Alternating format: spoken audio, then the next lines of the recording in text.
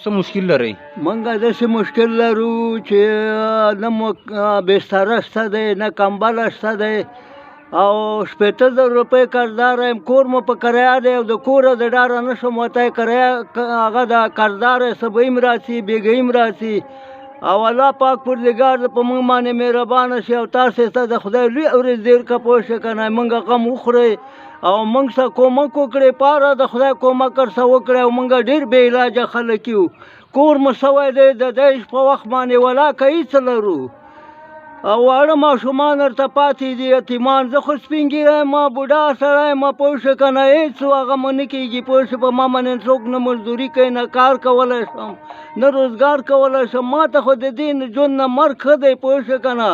خو هغه د الله تعالی په لاس کې دی نو چې هر کله نه هغه خبره چې نیټه مو پوره شوه بس الله به مرګ نه هغه کوي راکوي.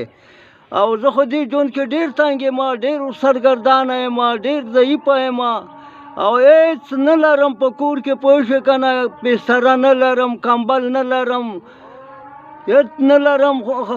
ما سره لږ هغه وکړئ د پاره د خدای ما سره ښه مرسته وکړئ پوه شئ که نه. زه ډېر بې علاجه یم.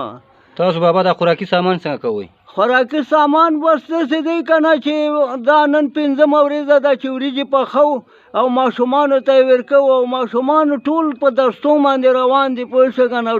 اوړه نشته دی چې ویې خورو نو څه وکړو.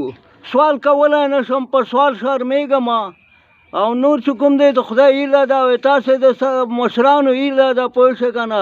او الله د تاسو ته ډېره ورځ دیر که خدای د ښه د څه وکړه که موږ سره دپاره د خدای کومک وکړه. امین امین. خورې ته موږ دغه مشکل دی چې دغه سپین ږیری سړی دی. موږ دا واړه ماشومان همده ته ګوري او همده ته چا خبره په تمه دي چې دا موږ ته څه شی وکړي راوړي. دا سوال کولی نه شي د کوره وځي. کور مو سوی دی کور کې مو هېڅ شي درک نشته دی. بس داسې شپې ورځې دي چې سبا کوه او تېره وه قرضه وړو پوره وړو تېره دغه ځای ته راوستي وو چې کله یو بېګیر ته ورکړي ولیاړې بل څه بېرته ورکړي.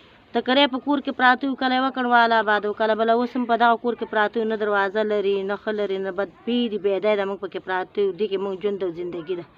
بس موږ دغه غواړو چې خدای دو ته د خدای ښه وکړي چې که موږ سره ښه وکړه او موږ سره مرسته وکړه او موږ ته یې دغه قرض او پور خلاص کړه او موږ سره د خوراکي توکو مرسته وکړه چې دغه قرض پور نه خلاص شو چې پردی بنادم خو موږ کې روزانه نه وي ولاړ چې موږ ته روپۍ راکوي موږ ته روپۍ راکوي. د دغې هغه موږ ورته لرو نو